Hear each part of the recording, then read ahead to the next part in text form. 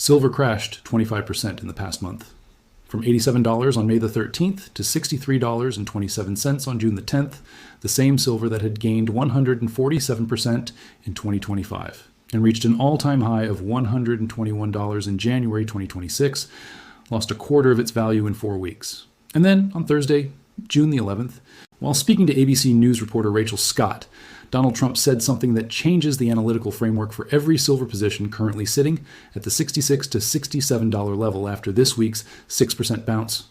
Scott asked Trump why this time is different regarding a deal with Iran. Trump answered, because they have taken a pounding. He said a deal could be reached as early as this weekend. He said the Strait of Hormuz will officially open the moment a deal is signed.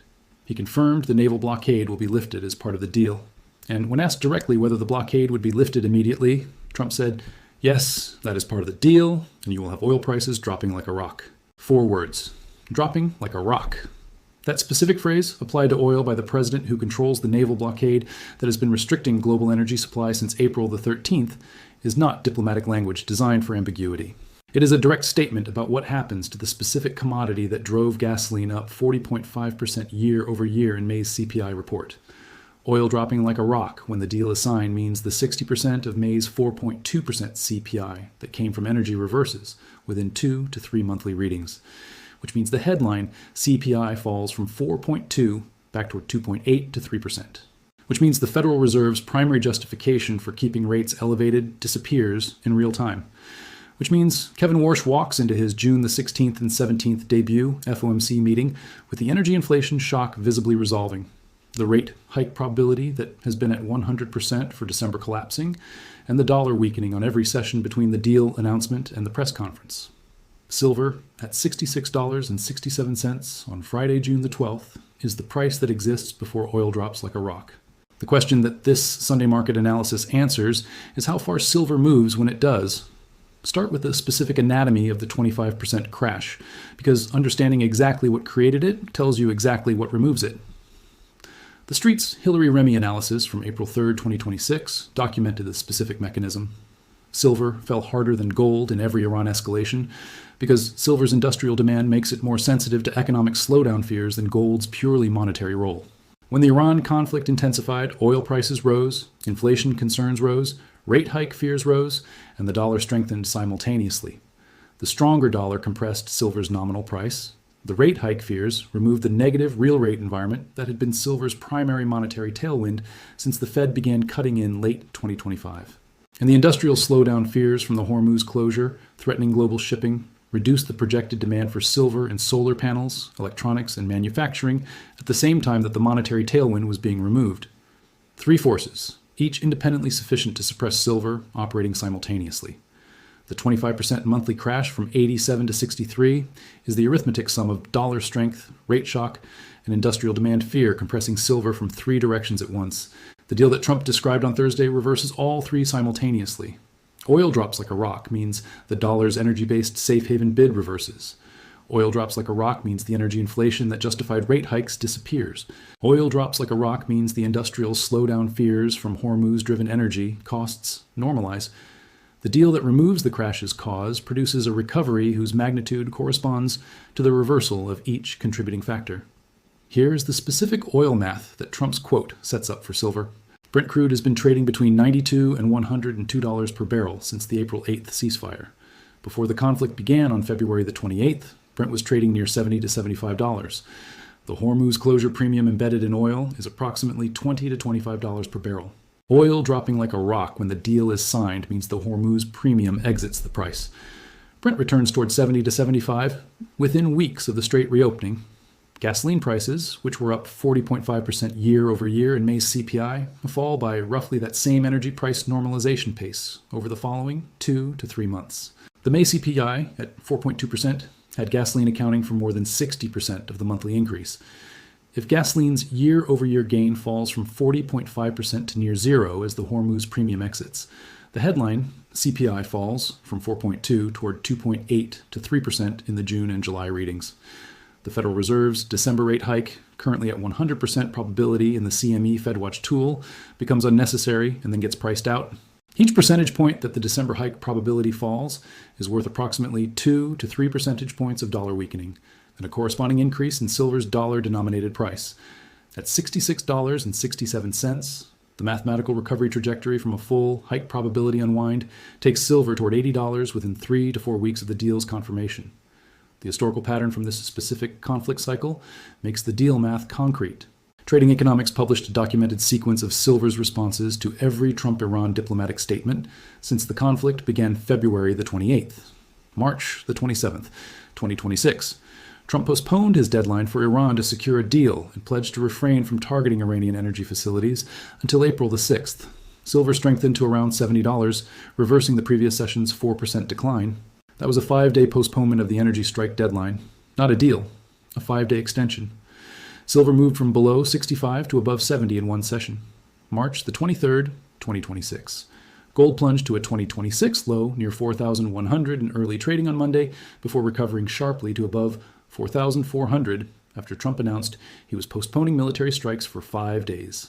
Silver's pattern was identical.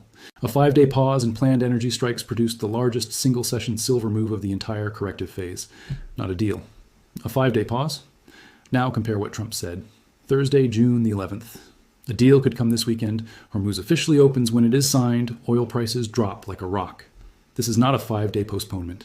If it arrives, it is the permanent resolution of the energy shock that has been compressing silver for over 3 months. The Polymarket Real Money Prediction Market provides the most precise probability assessment of whether this weekend's deal actually happens. As of Thursday, June the 11th, $887,090 had been traded on the U.S.-Iran permanent peace deal contract. The Polymarket timeline shows the June 15th odds fell from 72% to 16% when Trump publicly linked any permanent peace deal to the Abraham Accords, adding new conditionality that reduced confidence in near-term completion. The Abraham Accords conditionality means any final Iran deal must also include Saudi Arabia normalizing relations with Israel, which is a significant additional requirement beyond the nuclear and Hormuz terms. This conditionality is the primary reason the deal probability has repeatedly approached and then retreated from confirmation. Iran has not accepted the Abraham Accords framework. If Trump is now saying a deal can come this weekend without explicitly restating the Abraham Accords requirement, one of two things has happened. Either the Abraham Accords conditionality has been quietly removed from the required terms, making the deal simpler and more achievable, or Trump is describing a partial deal that covers nuclear and Hormuz terms but defers the Abraham Accords element to a subsequent negotiation. Either interpretation produces a silver positive outcome because even a partial deal that reopens Hormuz and lifts the naval blockade achieves the oil dropping like a rock outcome that creates the CPI normalization that removes the rate hike fear. 3 specific reasons why this time genuinely is different from every previous Trump statement about an imminent Iran deal, and 1 reason why caution remains appropriate. Reason 1, Trump said oil prices will drop like a rock. He has not made this specific economic prediction in any previous Iran diplomatic statement. Predicting oil's price direction publicly is a commitment that anchors his own credibility to the deal's economic outcome. Presidents do not make specific oil price predictions casually unless they have specific confidence in the mechanism that will produce the predicted movement. Reason 2, Trump confirmed the naval blockade will be lifted as part of the deal, not as a precondition or as a separate negotiation. This means the blockade, which has been costing Iran $500 million daily, ends the moment the deal is signed. Iran's primary motivation to resist the deal has been the blockade's implication that accepting the deal means accepting the legitimacy of the economic coercion. If the blockade lifts on signature, Iran's acceptance of the deal is simultaneous with the removal of its primary humiliation. This design makes the deal more acceptable to the Iranian domestic audience that has been the primary obstacle to Araghchi accepting terms. Reason 3. The ABC News reporter specifically asked Trump why this time is different, and he answered with a substantive argument, not a vague reassurance. Trump said because they have taken a pounding. He is characterizing Iran's calculus as having been changed by the military campaign, not by diplomatic creativity. The exhaustion argument is more credible at this stage of the conflict than any previous point because of the documented depletion of Iran's military resources, the internal protest crisis, and the economic damage from the blockade.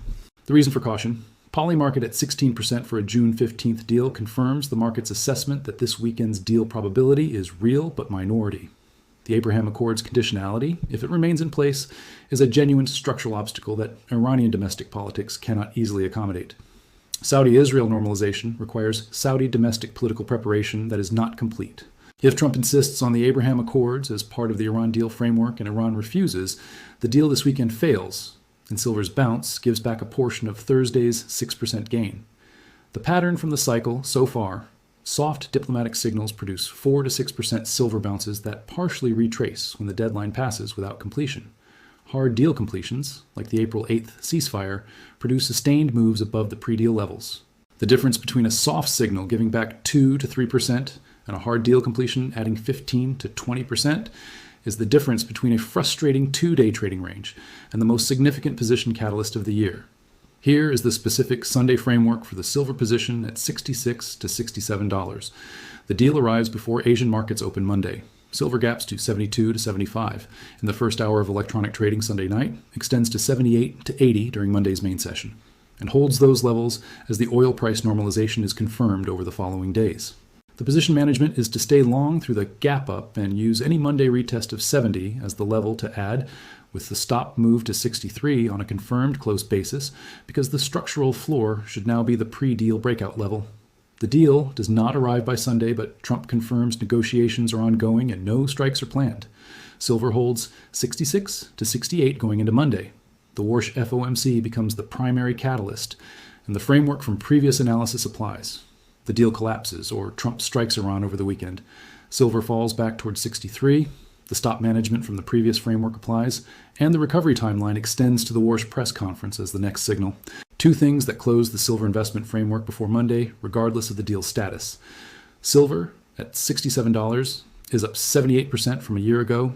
Even after the 25% monthly crash, silver has produced the strongest 12-month return of any major asset class in the world that is priced in US dollars. The structural supply deficit, confirmed at 46.3 million ounces in 2026, is widening from 2025's 40.3 million ounces. Physical coin and bar demand is forecast to rise 18% in 2026 to a 3-year high of 227 million ounces.